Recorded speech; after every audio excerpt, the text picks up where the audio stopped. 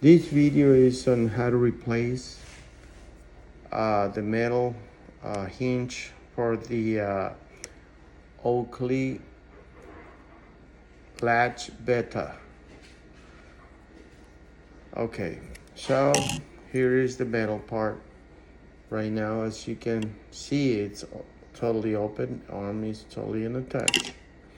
What we're gonna do is we're gonna reset to the actual reset part. So what we do is hold it on that right there and just push the bottom one until it's back to factory reset like this. All right,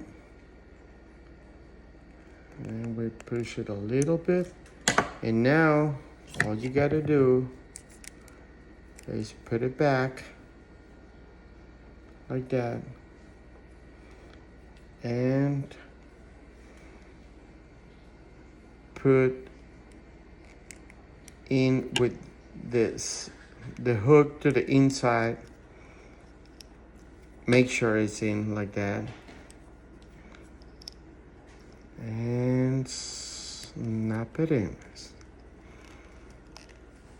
All you gotta do is push it in. Now that it's inside, just snap it in this part right here, push it in, and the arm is on.